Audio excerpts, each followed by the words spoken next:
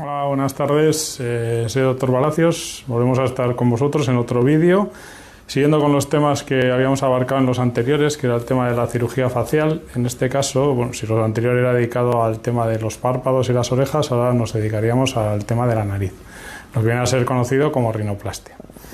Bueno, la rinoplastia es un término que abarca muchas cosas, cirugía bastante compleja, y vamos a intentar un poco hacerlo que sea sencillo y de un poquito de orientación. La rinoplastia la podemos dividir en diferentes categorías, puede ser primaria o secundaria. Primaria, pues una persona que se somete a una intervención por primera vez.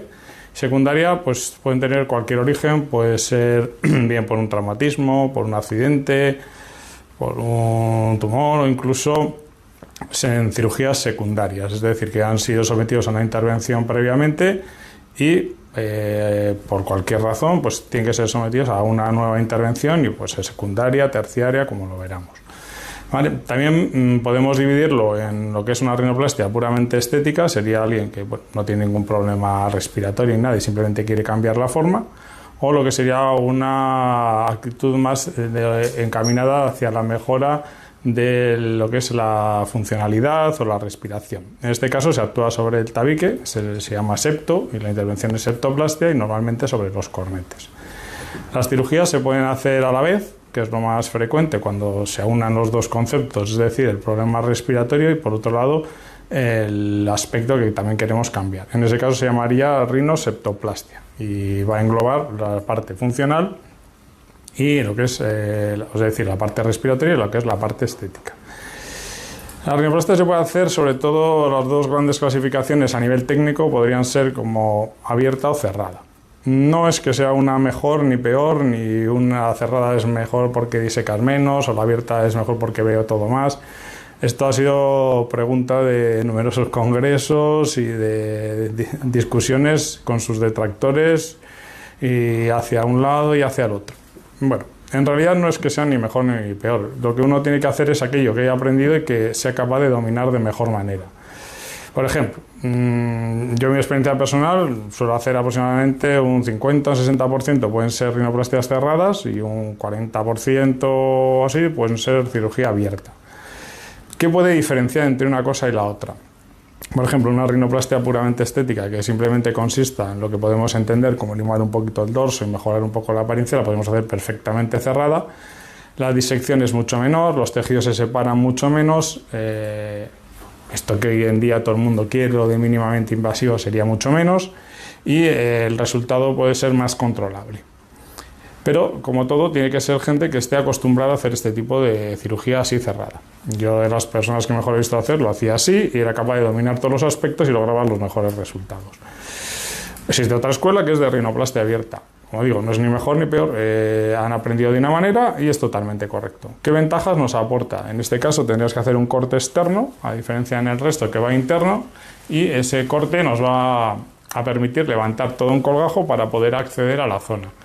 En ese colgajo queda la piel y la parte de la mucosa y nosotros accedemos a ver las estructuras que están debajo, tanto la parte ósea como cartilaginosa, y nos va a permitir identificar de mejor manera todos aquellos problemas que pueda haber previamente.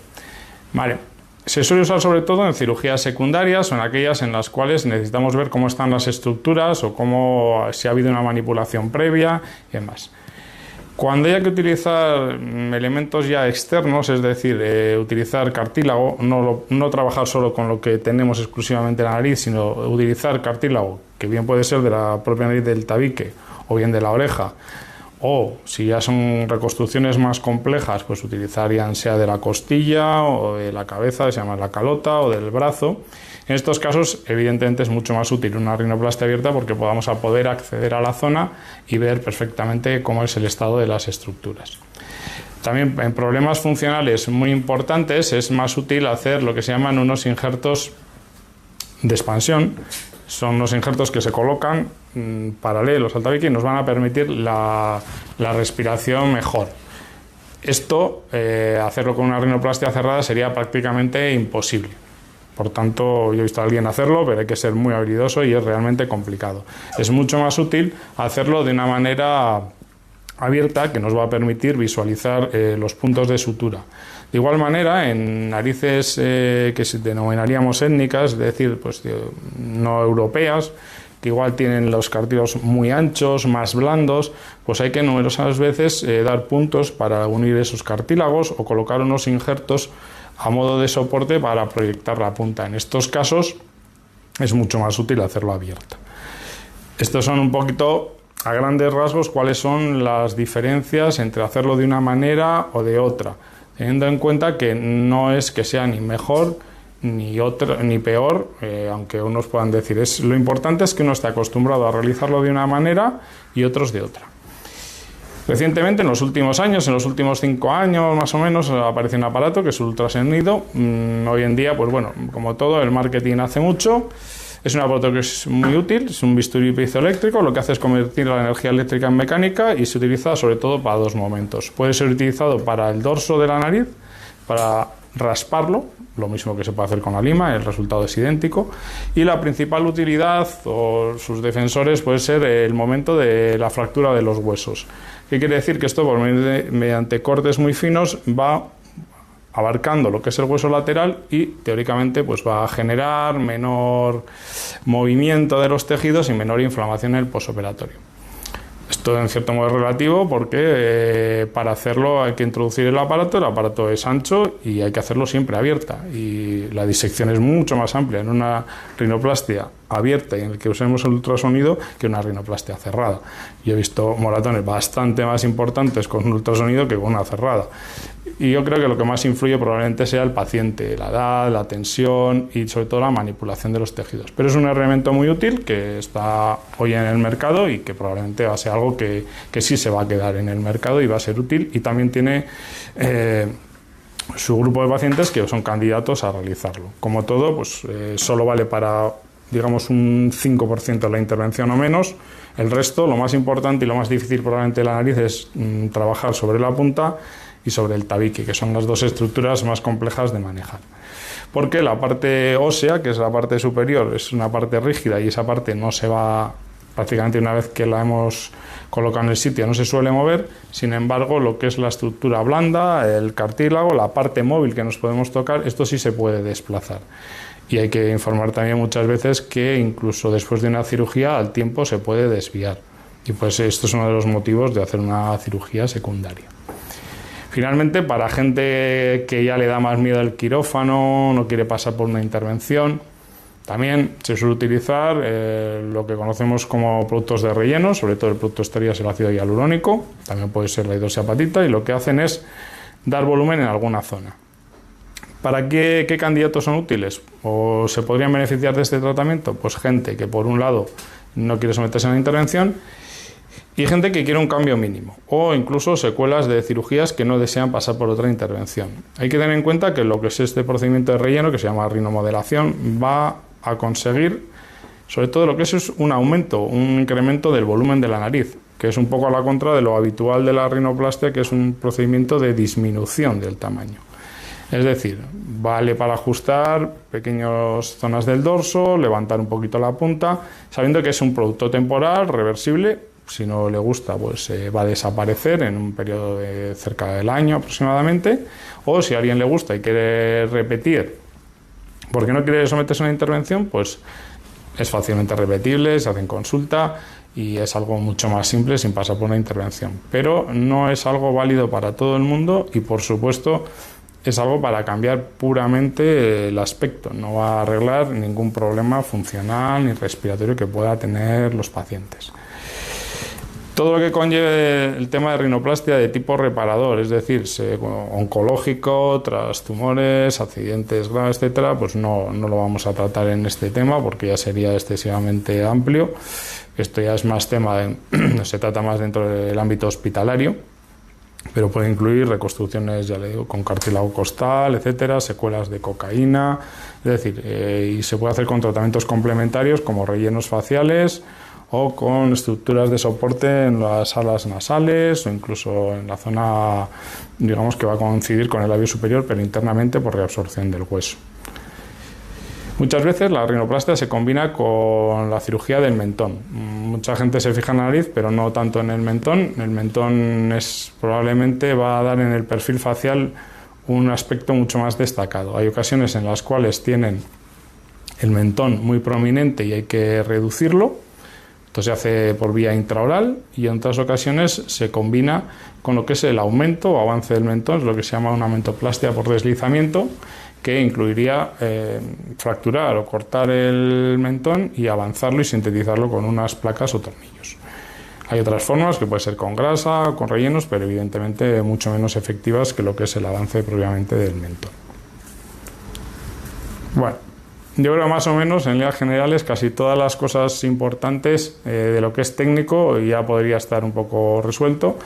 La intervención puramente estética se hace con anestesia general, normalmente dura como una hora, hora y media aproximadamente. La hospitalización puede ser de mediodía o un día, es decir, muchas veces si es por la mañana, se suelen ir a la tarde-noche. Es una cirugía que se tolera muy bien, normalmente es prácticamente indolora, la gente toma calmantes más antiinflamatorios para rebajar la hinchazón. Y lo que sí que usar es un protector nasal durante aproximadamente una semana para proteger de que si nos diésemos un golpe. Evitar deportes de contacto físico, sobre todo el primer mes, vamos, que nos golpeen en la nariz básicamente. Pregunta muy habitual es lo de los taponamientos. Yo, si es algo puramente estético, pues normalmente están durante la hospitalización. Si se van a la tarde a la noche a casa se los quitamos ya. Si fuese algo funcional y hay que mantener el tabique, pues los dejamos ya un par de días más o menos. Incluso a veces hay que colocar unas placas internamente. Las revisiones se suelen hacer la primera más o menos a la semana, quitamos ya la férula, limpiamos la zona y, el resultado primario de decir que, por ejemplo, el dorso está ya rebajado y se ve más fina la nariz, ya podemos ver inicialmente, pero el resultado final de una rinoplastia tarda tiempo. Es decir, más o menos entre 6 meses o la foto ideal sería al año. Es decir, aquí se van a producir unos cambios que va a haber que ir viendo conforme vaya pasando el tiempo. Una foto hecha a la semana no tiene ninguna validez para nada. Bueno, vamos a ver algunas preguntas ya. Hay unas preguntas si se quiere hacer, pero si le da miedo que puede respirar peor. Bueno, lo más habitual después de una rinoplastia es que mejore la respiración. Sobre todo en este caso sería una rinoseptoplastia, lo que decíamos. Yo creo que prácticamente todo el mundo mejora. Lo que sí yo les suelo explicar es que nadie respiramos al 100% por ninguno de los dos orificios. Normalmente hay uno dominante porque la musculatura incluso de la cara tira más de un lado que del otro. El tabique, todo el mundo tiene alguna pequeña desviación. Con la cirugía lo que suele ocurrir es que todo el mundo mejora y aumenta la respiración en ambos orificios, en ambos caños, si quiere decirlo.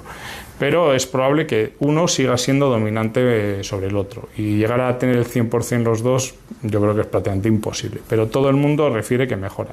Eso sí, hay que pasar ese periodo inflamatorio posquirúrgico porque al principio si notan que están como sucio por dentro, como si tuviesen un catarro, y más o menos a partir de la tercera semana es cuando ya notan mejor ventilación. ¿No hay alternativa a la anestesia general? Bueno, hay gente que sí hace el procedimiento con anestesia local. Yo en alguna ocasión lo he hecho. Cuando solamente es un tratamiento de la parte blanda, es decir, de la punta, de los cartílagos, sí se puede hacer bien con anestesia local. Cuando hay que fracturar el hueso, que sería en esta zona, o utilizar si queremos el piezoeléctrico, da igual, ese momento es doloroso. Yo no lo recomiendo. Se podría hacer con una sedación, pero al final lo que prima es la seguridad. Y es mucho más seguro tener al paciente dormido, tranquilo y controlado con una vía que no hacerlo con anestesia local, que siempre puede tener más riesgos. Pero esto es una opinión. En cuanto a la época para hacérselo, bueno, lo que es en sí la cirugía sería prácticamente indiferente, ¿no? Porque al final esto va a depender, cuando es algo puramente estético, del momento en que uno disponga para podérselo hacer. En cuanto al posoperatorio, ¿qué es importante? Pues que si en los días posteriores o 10 días puede tener algún hematoma en la zona periorbitaria, pues no le tiene que dar el sol. Esto sí que es fundamental. Porque en cualquier zona donde haya una sensación de derrame, un leve hematoma o más intenso, si da el sol se quedaría un pigmento oscuro y luego es bastante difícil de quitar. También es cierto que en las semanas posteriores no hay que usar gafas, y entonces si por ejemplo va a usar gafas de sol, pues no podría usarlas por la marca que puede quedar en la zona. Me pregunta cómo se decide la forma y si hay algún catálogo de muestras de posibilidades. Bien, lo que solemos hacer es, se toma una foto del paciente y hacemos una simulación con un programa informático. normalmente pues uno mismo, yo tengo gente que se lo hace ellos mismos, hasta con el Photoshop, etcétera. Podemos probar un poco cuál es un resultado o una predicción de lo que podría llegar a ser, para enseñarle qué es lo que podría llegar a conseguirse. Pero nunca hay que olvidar que esto es un truco. Al final en el ordenador es algo que uno lo puede hacer, a mí me cuesta, en 30 segundos está hecho y no tenemos hematomas y todos los pacientes quedan bien. Esto no es la realidad. El ordenador es una herramienta útil para hacernos una idea, una aproximación, pero no nos va a valer para asegurar que el resultado va a ser al 100% así. Normalmente cuando se ven luego, como en el ordenador es un poco más rígido porque es una imagen plana, la gente dice que se ve mejor al natural incluso que lo que les he podido dibujar. Pero ya les digo siempre que bueno, pues estos son trucos y ayudas para que nos podamos ver, pero no es una garantía de que esto vaya a quedar así. Igualmente, no es que me guste la nariz de una persona, un catálogo de nariz que se puede hacer, eso no existe, eso no es válido, porque la nariz de una persona no va a pegar en otra, porque su estructura ósea y estructura facial o sus medidas no van a ser las mismas, por tanto, lo que a uno le queda bien, a otro no le va a quedar bien. O si se podría ya reconocer, sí. Mucha gente piensa que no se van a reconocer así. Perfectamente, no cambia tanto. De hecho, lo ideal, bueno, por lo menos en mi opinión, es que la gente no se diese cuenta de que está operada. Lo ideal es que la gente le vea mejor, como más guapa o más guapo, pero no van a percibir que esté operada. Cuando alguien lo ve muy llamativamente que se ha hecho la intervención, probablemente es porque haya algo que no esté bien. Porque lo más habitual es que para poder comparar necesitemos como la foto del antes y el después. Si es alguien muy próximo se va a dar cuenta del entorno familiar, pero si es otra persona que acabas de conocer seguramente no se daría ni cuenta. Si se pueden hacer narices similares, se puede hacer mejorar el aspecto de una nariz y aproximarse algo a lo que nos gustaría, pero entendiendo que, lo que he dicho antes, ¿no? Pues la estructura ósea de cada persona es única y no se puede cambiar completamente por una parte de nuestra anatomía tan pequeña, toda la estructura de la cara. Eso no va a ocurrir. ¿Pueden quedar cicatrices y en qué zona? Bueno, esa es la diferencia entre una rinoplastia cerrada o abierta, fundamentalmente. En la cerrada la cicatriz va por dentro, no se vería ninguna cicatriz, mientras que en la abierta una parte va internamente, pero hay una conexión aquí. La cicatriz quedaría justo en esta zona, en lo que es la columela, se llama. Esta parte de la nariz, aquí, puede ser como en diagonal, otras veces hay gente que la hace recta, otros la hacen como en escalón. Hay diversos diseños y ahí sí que habría que dar unos puntos que se quitan normalmente a la semana. La cicatriz al principio se va a ver un poquito más roja y luego con el tiempo es imperceptible. En cuanto a reincorporación al trabajo, pues esta es una de las cirugías que la mayor ventaja que tiene es el aspecto que es indoloro. Y yo podría contar todo tipo de historias, ¿no? Pero hoy en día, además, con el tema del teletrabajo, mucha gente al día siguiente está en su casa trabajando perfectamente. Yo he tenido gente que incluso trabajando en despachos o en zonas no de cara al público, al día siguiente estaban trabajando, porque físicamente estás bien. Aquí hay que diferenciar dos aspectos, el aspecto físico y el aspecto social. Es decir, físicamente estás para trabajar, sí, perfectamente. Otra cosa es que no quieras que te vean, ¿no? Pues no es lo mismo trabajar de cara al público, por ejemplo, en un centro comercial, que trabajar en una estancia cerrada o en un despacho pequeño. Entonces, ahí el que no le vean depende más de cada persona. Hay gente que le da igual y trabaja de cara al público diciendo que, bueno, pues que me he podido caer, como cualquiera podemos tener un accidente, y otra gente que no quiere que le vean y se está pues una semana, que lleva la férula, el protector durante una semana, pues para que no le vean. ¿Estaré muy hinchada? Bueno, esto es variable, depende sobre todo de lo que hagamos. Si es una cirugía que conlleva, lo que decíamos, más compleja, no solo la forma, sino también la que es la parte funcional, si hay que coger injertos de otras zonas, evidentemente la cirugía va a ser más larga, más duradera, más hinchazón. Si es una rinoplastia más sencilla, que solo conlleva pues limar el dorso, ajustar un poquito la punta, pues la hinchazón va a ser bastante más leve. No es que se hinche mucho la cara, pero algo sí se puede poner a moratón. Y en los casos en los cuales no son los más frecuentes, pero si en esos casos no hace falta hacer la fractura de los huesos, en ese caso no tienen ni moratones, porque el hinchazón, el moratón que se produce en esta zona siempre viene secundario a la fractura de los huesos nasales. En cuanto al dolor postoperatorio, es una pregunta que me hacen siempre. Por lo menos yo puedo hablar de mis pacientes, la gente dice, no, si dolor no me duele. Sí es más, se nota la sensación de hinchazón, lógicamente, pero dolor no suelen tomar. De hecho, no toman normalmente lo que son calmantes, analgésicos, no. Yo sí les suelo decir que tomen algún antiinflamatorio para intentar reducir ese periodo de hinchazón. Cuando ya se manipula el cartílago, si hay que colocar los injertos, ahí sí puede ser más doloroso que una rinoplastia exclusivamente estética. ¿A partir de qué edad recomendaría hacerla? Hombre, una cosa es la edad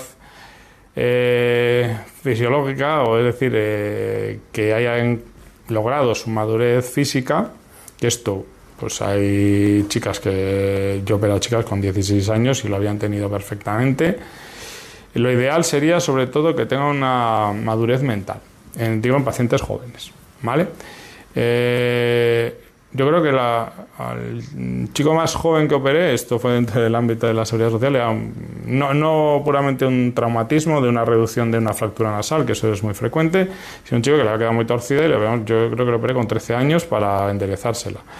Esto es un caso anecdótico. Normalmente, a nivel estético, pues solemos esperar a partir de los 18 años, así que ellos ya tengan una estabilidad mental y que sepan afrontar las consecuencias. Tampoco hay que pensar esto que es un capricho, que a veces la gente puede pensar que se me ha pasado aquí por la cabeza y tal, porque luego hay que valorar las consecuencias. Igual una persona que si no es lo suficientemente estable o madura psicológicamente, luego igual no sabe sobrellevar lo que conlleva el posoperatorio, esa espera del resultado, etcétera. En niños normalmente la cirugía solo está encaminada o dentro del ámbito hospitalario más a cosas de tipo de secuelas con labios leporinos o deformidades nasales o así, pero lo que es algo estético en niños no se suele hacer. Y si suele cambiar con el tiempo, sí, evidentemente la nariz, como cualquier otra estructura facial, va a estar sometida al envejecimiento y tanto es un comentario muy frecuente como si vemos una persona mayor que nos ha operado, la punta de la nariz como cae, se va descolgando. El resto de los tejidos no es que te crezca el de ahí, que lo que ocurre es que los tejidos con la edad se van deshidratando, se van esqueletizando, igual que en los ojos podemos ver que están más hundidos, y entonces eso puede hacer más el relieve del dorso de la nariz más prominente. Lo que sí que ocurre con el envejecimiento es sobre todo la caída de la punta de la nariz. Edad máxima, si hay alguna a la cual no operar, bueno, esto sobre todo depende del estado físico del paciente. Yo siempre digo que no se opera el DNI del paciente, sino su estado. Puede uno tener 50 años y haber tenido 3 infartos y múltiples patologías, igual no es un buen candidato a la cirugía. Y yo he hecho rinoplastias en pacientes de 70 y pico años y no han tenido ningún problema. Es decir, lo primario antes de una intervención es que hay que hacer un estudio preoperatorio y ver cuál es el estado del paciente. Si es un paciente de riesgo, esto no es una cirugía totalmente necesaria y se podría prescindir de ella si uno tiene en ese estudio preoperatorio tiene unos valores que no justifican realizar una intervención, lógicamente. ¿Cuántas veces te puedes hacer una rinoplastia en el caso de que no... La primera... Pues aquí hay rinoplastias secundarias, terciarias, cuaternarias, de todo tipo. O sea, lo que ocurre es que hay un dicho en la cirugía de la nariz que la primera oportunidad es la mejor y todas las demás ya van por detrás, eso está claro. Es decir, los tejidos en las segundas y terceras intervenciones están totalmente adheridos, pegados, cuesta mucho liberarlos. Hay que, digámoslo así, desmontarlo todo y volver a coger, son evidentemente mucho más complicadas. ¿Que se pueden hacer? Sí, por supuesto. O sea, al final se considera que uno está haciendo bien las cosas si tiene un índice de reintervenciones entre un 10 y un 15%. He conocido a profesionales muy conocidos y que al principio decían que hasta un 50%. Hoy en día decían, bueno, pues igual un 20%. Es decir, todo no va a salir siempre bien y hay que estar informado y saber que es posible que te toque una segunda intervención. Más allá de una segunda no suele ser lo habitual, pero bueno, poder es posible. ¿Pueden corregirlas? Sí. Las fosas nasales muy grandes, antes he comentado algo, en las narices étnicas suelen tener una serie de estigmas, ¿no?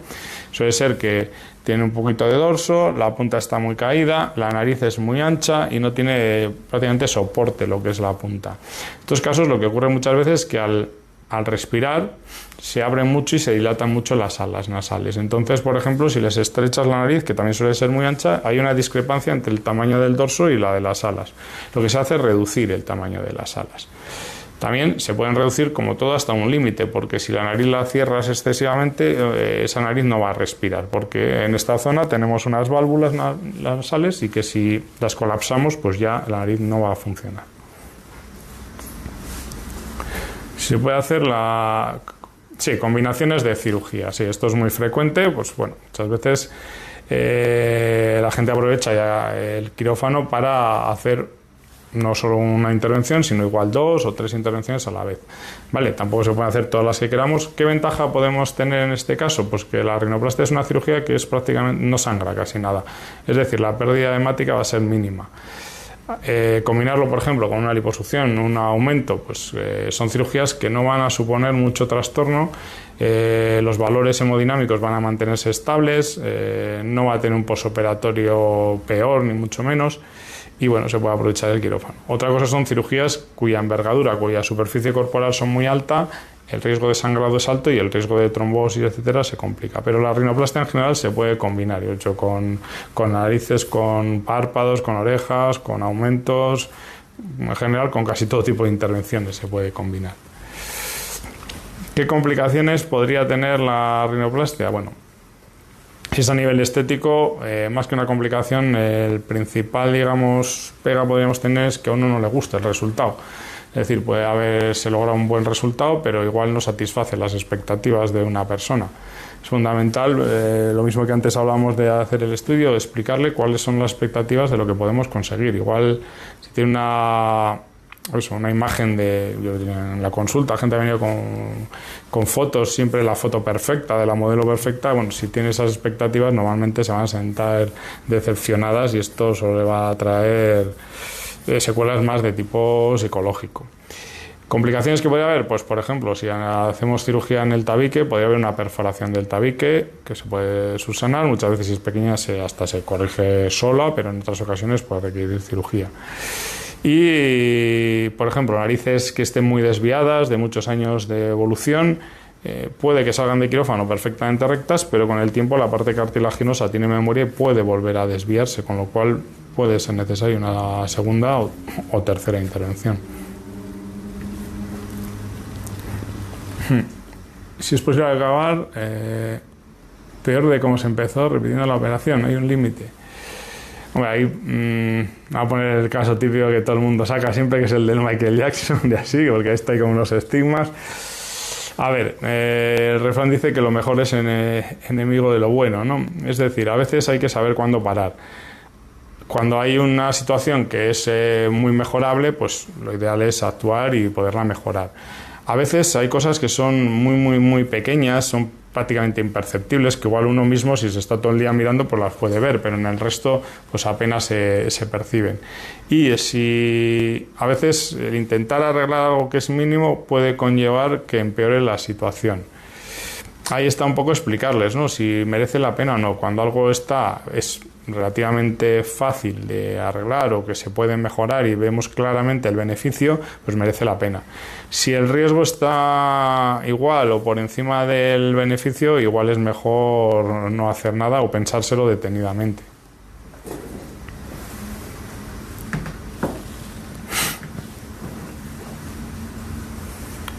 Una pregunta más.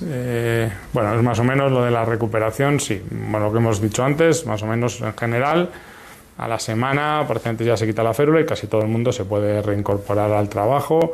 Algunas, si le queda algún resto, se puede dar un poquito de maquillaje, etcétera, pero en general se recupera muy rápido.